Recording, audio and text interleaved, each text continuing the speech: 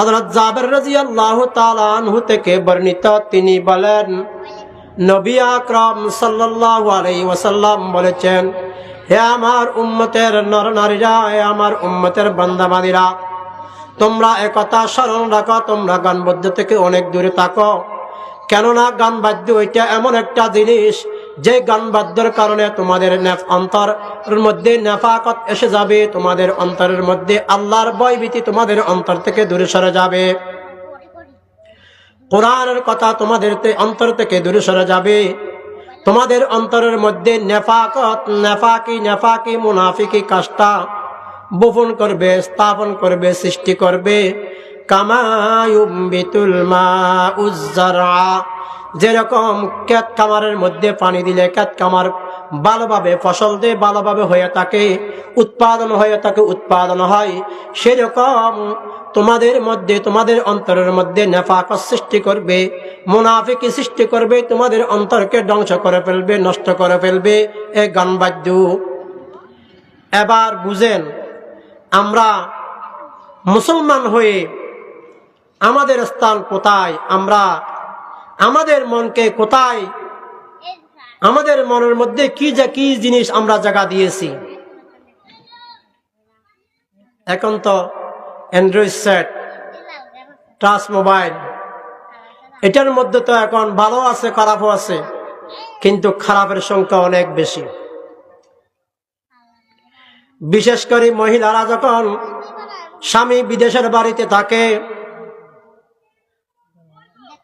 ঘরের মধ্যে ঘরের জন্য অ্যান্ড্রয়েড সেট, টাচ মোবাইল পাঠাইছেন একমাত্র ভিডিও কল করে স্ত্রীর সাথে কথা বলার জন্য। যখন কথোপকথন শেষ হয়, ওই স্ত্রী ওই মেয়ে ঘরে বসে বসে পুরো রাত কাটাই দেয়, নেটের মধ্যে ঢুকে বিভিন্ন অশ্লীল ছবি দেখতে থাকে, গান শুনতে থাকে। এই গান শুনে শুনে, এই ভিডিও অশ্লীল ছবি দেখে দেখে নিজের জীবনকে ধ্বংস করতেছে, নিজের স্বামীর পয়সাকেও, নিজের স্বামীর টাকাগুলিকেও ধ্বংস করতেছে। নিজের মনের মধ্যে এই গানগুলিকে এমন ভাবে স্থাপন করেছেন, জায়গা দিয়েছেন, যার কারণে তাকে যদি বলে কোরআন নামাজ পড়ার জন্য, নামাজ ভালো লাগে না, কোরআন পড়তে বললে কোরআন ভালো লাগে না, পর্দা করতে বললে পর্দা ভালো লাগে না, এবং ওয়াজ নসিহত শুনতে বললে ওয়াজ নসিহত তাদের কাছে ভালো লাগে না, দান খয়রাত করতে বললে তাদের কাছে কিচ্ছু ভালো লাগে না। কারণ হলো তাদের অন্তর তো গানের কারণে নেফাকের মাধ্যমে ভরপুর হয়ে গেছে। নেফাক, তাদের অন্তর তো গানের কারণে মুনাফিক সিস্টেম হয়ে গেছে। তাদের অন্তরে তো আর আল্লাহর ভয় নাই, তাদের অন্তরে তো কাল কিয়ামতের ময়দানের ভয় নাই, তাদের অন্তরে তো কাল কবরের আযাবের কোনো ভয় নাই, তাদের অন্তরে তো কোরআনের মহব্বত নাই, আল্লাহর নবীর মহব্বত নাই, আল্লাহর মহব্বত নাই। কেন? গানটা এমন একটা জিনিস, আল্লাহর নবী হযরতে মুহাম্মদ মুস্তাফা সাল্লাল্লাহু আলাইহি ওয়াসাল্লাম বলেছেন, গান তোমাদের অন্তরকে ধ্বংস করে ছাড়বে, তোমাদের অন্তরকে ধ্বংস করে ছাড়বে, তোমাদের অন্তরের মধ্যে মুনাফিক সৃষ্টি করে দিবে, কুফরিয়ত সৃষ্টি করে দিবে, বিধর্মিতা সৃষ্টি করে দিবে। যেরকম পানির কারণে ফসল বৃদ্ধি পায়, সেরকম তোমাদের গানের কারণে তোমাদের অন্তরের মধ্যে নেফাক তো বৃদ্ধি পাবে, তোমাদের অন্তর মুনাফিক হয়ে যাবে।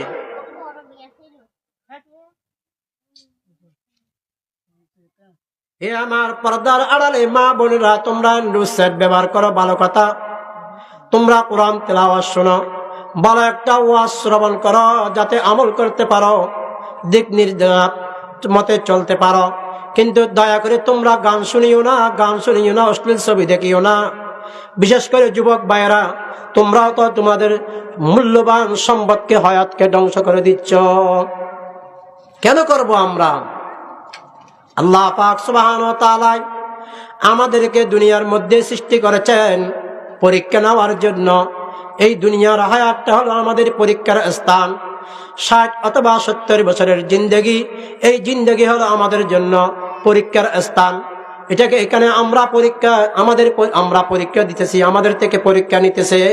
যদি আমরা এই দুনিয়ার বুকে পরীক্ষার মধ্যে উত্তীর্ণ হয়, তাহলে কালকে আমাদের ময়দানে আমাদের জন্য শান্তিময় থাকবে, কালকে আমাদের ময়দানে আমরা পুরস্কৃত হব।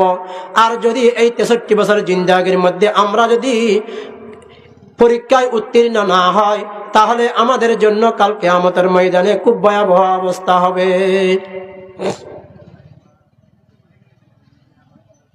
দেখেন, আমরা অ্যান্ড্রু সেট কিনে দিয়েছি পরিবারদেরকে, এরা অ্যান্ড্রু সেট নিয়ে পুরো রাত অশ্লীল ছবি, নাটক, গান, গেমস এগুলো দেখে দেখে দেখে দেখে ঘুমায়। অনেক সময় এরকম হয়ে থাকে, এগুলো দেখতে দেখতে এদের মধ্যে ঘুম পড়ে যায়, ঘুম এসে যায়। কিন্তু যদি আপনি এই ঘুমের মধ্যে, ঘুমটা মৃত্যুর ভাই, যদি এই ঘুমের মধ্যে আপনি দুনিয়া থেকে চলে যান, তাহলে নাউযুবিল্লাহ আপনার ঈমান কোথায়, আপনি কোথায়? আর যদি আপনি ঈমান নিয়ে যেতে না পারেন, তাহলে আপনার আখিরাত আপনার জন্য ধ্বংস।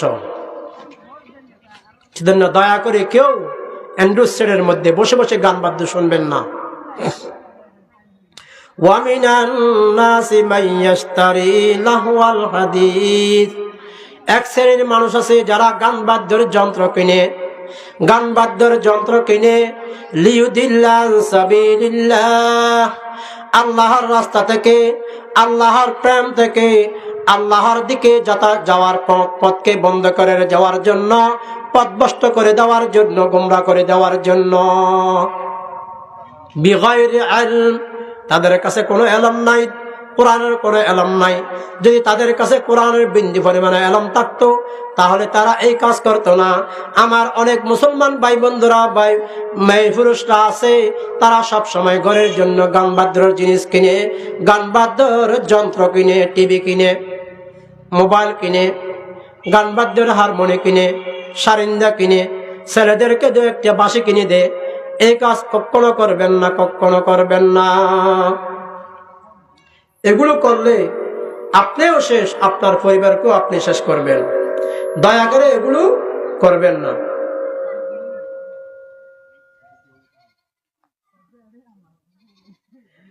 عن أبي أمامة رضي الله تعالى عنه قال قال النبي صلى الله عليه وسلم أمرني ربي عز وجل بمحق المعازف والمزامير والأوثان والصلب وأمر الجاهلية।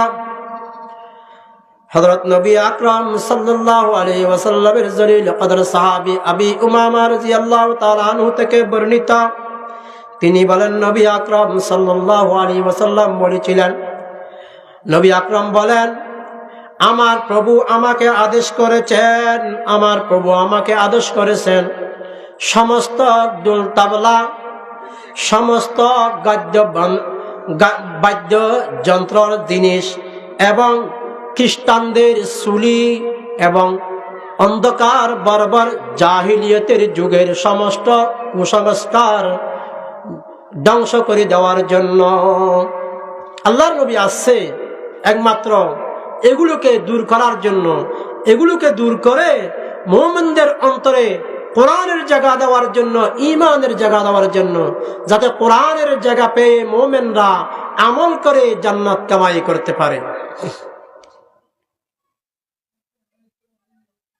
মূর্তি ক্রয় করতে নিষেধ করেছেন।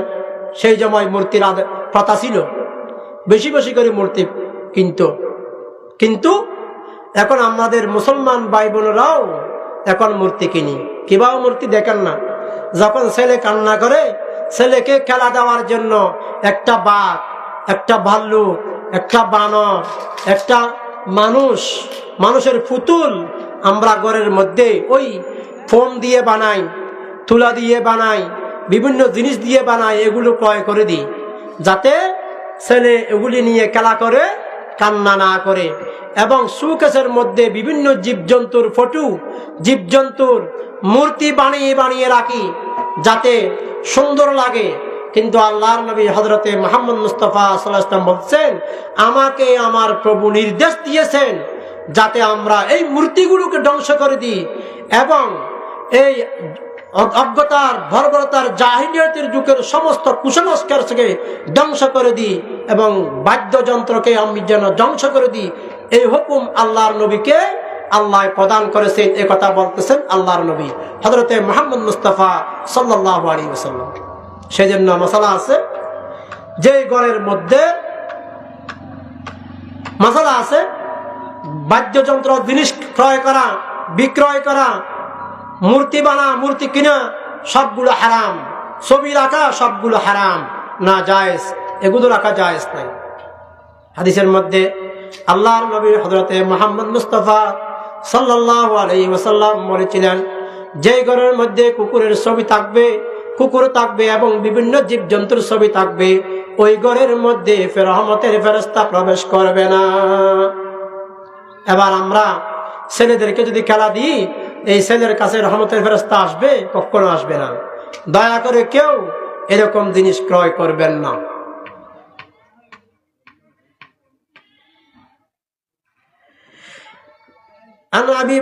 عن ابن عباس رضي الله تعالى عنه عن رسول الله صلى الله عليه وسلم قال إن الله حرم الخمر والميسر والكوبا হযরত ইবনে আব্বাস রাদিয়াল্লাহু তাআলা আনহু থেকে বর্ণিত, তিনি বলেন রাসূল আকরাম সাল্লাল্লাহু আলাইহি ওয়াসাল্লাম বলেছিলেন, ইন্নাল্লাহ হারামাল খামরা, আল্লাহ পাক সুবহানাহু ওয়া তাআলা মদ পান করাকে হারাম করেছিলেন, ওয়াল মাইসির, এবং জুয়া খেলাকে হারাম করেছেন, ওয়াল কুবা, গানবাদ্যর সমস্ত যন্ত্রকে আল্লাহ পাক সুবহানাহু ওয়া তাআলা হারাম করেছেন। জুয়া হারাম, মদ পান করা হারাম, শরাবি বেহেশতে প্রবেশ করবে না। জুয়া খেলা, ছক্কা খেলা, এটাও জুয়া খেলার মধ্যে। আমরা অনেকে বুঝি না, সামনে রমজান আসতেছে, পুরো দিন সকাল ঘুম থেকে উঠি, আড্ডা মারে, কিছু গীবত করি। বিশেষ করে মহিলারা আছে, পুরুষরা দোকানে বসে গীবত করে, প্রথমে রোজাটা শেষ করে দিছে। তারপর সময় অতিবাহিত হওয়ার জন্য ছক্কা একটা নিয়ে সবাই এক জায়গায় বসে, মহিলারা বাড়ির আঙ্গিনায়, পুরুষরা দোকানে, হাট বাজারে, বিভিন্ন জায়গায় জায়গায় বসে বসে ছক্কা কেনে, বলে কি একটু সময় অতিবাহিত করতেছি। হে আমার ভাই বন্ধুরা, মুসলমান ভাই বন্ধুরা, সম্মানিত মা ও বোনেরা এবং আমার প্রিয় ভাই বন্ধুরা, কি জন্য তুমি এত কষ্ট করে রোজা রাখতেছ? এই রোজাকে কেন তুমি ধ্বংস করতেছ? কেউ তো এ কথা দেখবে না, এ কথা চাইবে না, এ কথা আশা করবে না। আমি একটা জমিনের মধ্যে সুন্দর ফসল করেছি, যখন ফসল খাওয়ার সময় হয়ে গেছে আগুন দিয়ে জ্বালাই দিই, এটা কেউ পছন্দ করবে না। আমি ভোর রাত্রে উঠি, সেহরি খেয়েছি আল্লাহকে রাজি খুশি করার জন্য, সওয়াব পাওয়ার জন্য, আল্লাহকে সন্তুষ্টি করার জন্য রোজা রাখতেছি। কিন্তু ঘুম থেকে উঠার পর আমার মুখকে হেফাজত না করার জন্য কারণে আমার রোজা ধ্বংস হয়ে গেছে।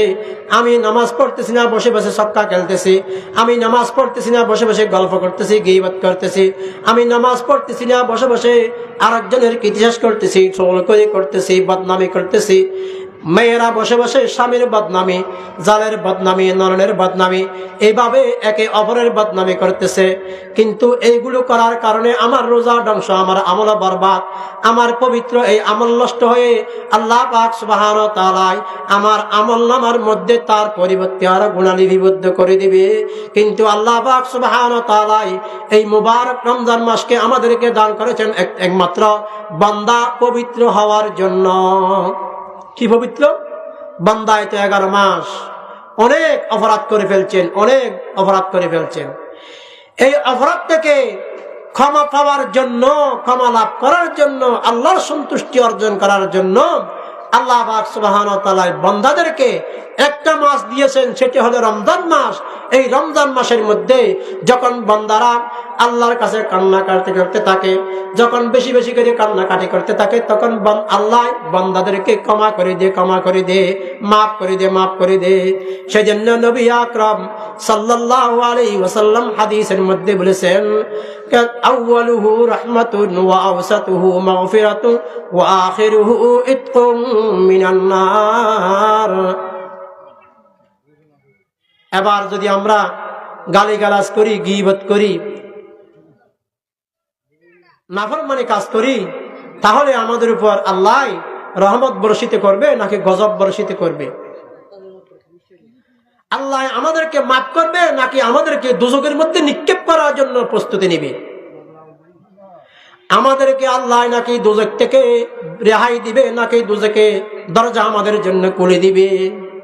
অবশ্যই আমরা এই রমজান মাসে যেই অপরাধ করব, এই অপরাধের কারণে আল্লাহ আমাদের উপর নারাজ হয়ে আমাদেরকে আরো তাড়াতাড়ি জাহান্নামে দেওয়ার জন্য প্রস্তুত হয়ে যাবে। তাই আমরা কেউ ঘরে বসে ছক্কা খেলবো না, গীবত করবো না। বিশেষ করে মহিলা যখন একজন আরেকজনের সাথে সাক্ষাৎ হয় তখন গীবত করতে থাকে। গীবত করবেন না, পরনিন্দা করবেন না, ঝগড়া করবেন না, রোজাকে নষ্ট করবেন না, ছক্কা খেলবেন না, জুয়া খেলবেন না। কেন? আল্লাহর নবী হযরতে মুহাম্মদ মুস্তাফা সাল্লাল্লাহু আলাইহি ওয়াসাল্লাম বলিতেছেন, আল্লাহর নবী বলেছেন, ইন্নাল্লাহ হারামাল খামরা ওয়াল মাইসির ওয়াল কুবা। আল্লাহ তো শরাব পান করাকেও হারাম করেছেন, জুয়া খেলাকেও হারাম করেছেন, সমস্ত বাদ্যযন্ত্রকেও হারাম করেছেন, গান বাদ্যকেও হারাম করেছেন। এখন তো আমরা গান বাদ্যে আমাদের কানের মধ্যে লাগাম, দেখেন না? নামাজ পড়ছে, নামাজের আগেও টিভির মধ্যে গান বাদ্য। মুসলমান আসছে নামাজ পড়ার জন্য, আবার গিয়ে গান বাদ্যর দিকে এরকম তাকাই আছি, হা হা মশা বের হচ্ছে আর ঢুকতেছে, আমাদের কোনো খবর নাই। ওই আমাদের খবর গান বাদ্যর দিকে। নাউজুবিল্লাহ। বাঁচবেন, আমল তৈয়ার করেন।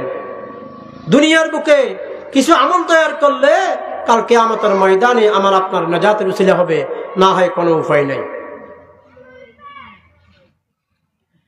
আমরা তো কেউ দুনিয়াতে থাকবো না। মানুষ যখন মারা যায়, মানুষ এই মৃত্যুকে নিয়ে মানুষকে 5 ভাগে ভাগ করা হয়। যখন মানুষের সাকরাতুল মউত এসে যায়, মউত একেবারে সন্নিকটে এসে যায়, আজরাইল আলাইহিস সালাতু ওয়াস সালাম এবং তার সঙ্গভঙ্গরা মানুষের যখন জান কবজ করার জন্য আসে, আজরাইলের হুকুমে, আল্লাহর হুকুমে, আজরাইলের নেতৃত্বে মানুষের রূহকে তার দেহ থেকে বের করে আজরাইলকে দিয়ে যায়। ওই রূহটা মানুষের আজরাইলের হাতে চলে যায়। যদি এই রূহ নেককার বান্দার রূহ হয়ে থাকে, তাহলে বেহেশত থেকে রহমতের ফেরেশতা আছে, বেহেশতের বেড বিছানা নিয়ে, বেহেশতের ফুলের মালা নিয়ে বেহেশত থেকে সম্বর্ধনা দেওয়ার জন্য আগায় আসবে। আর যদি এই রূহ বদকারের রূহ হয়ে থাকে, গুনাহগারের রূহ হয়ে থাকে, অমুসলিম কাফেরের রূহ হয়ে থাকে, বেদিনের রূহ হয়ে থাকে, তাহলে দোজখ থেকে আযাবের শিকল নিয়ে, আগুন নিয়ে ফেরেশতারা আসবে ওই রূহকে নেওয়ার জন্য। রূহ তখন আজরাইল হাতে থাকবে। একটা গেল। যখন মানুষ মারা যায় তখন সমস্ত আত্মীয় স্বজন, বউ বেটি, ছেলে মেয়ে সবাই মিলে, পাড়া প্রতিবেশী সবাই মিলে আমার দেহটাকে অতি তাড়াতাড়ি কবরস্থ করে দিয়ে কবরের মধ্যে নিয়ে যায়। কবরের মধ্যে নিয়ে যাওয়ার পরে আমার শরীরকে পোকা মাটি কবরে খেয়ে ফেলে। পোকা মাকড়ে কবরের মাটি কবরে খেয়ে ফেলার জন্য ওখানে দিয়ে আসে। তবে দুইটা চলে গেল। আর একটা হলো আমার সম্পদ। যখন আমি মারা যাব তাহলে আমার অনেক সম্পদ থাকবে। আমার এই সম্পদগুলো আমার ওলি ওয়ারিস, আমার পরবর্তীতে আমার ওলি ওয়ারিস পুতনাতি যতগুলো থাকবে সবাই বন্টন করে নিয়ে যাবে, আমার জন্য একটাও রাখবে না।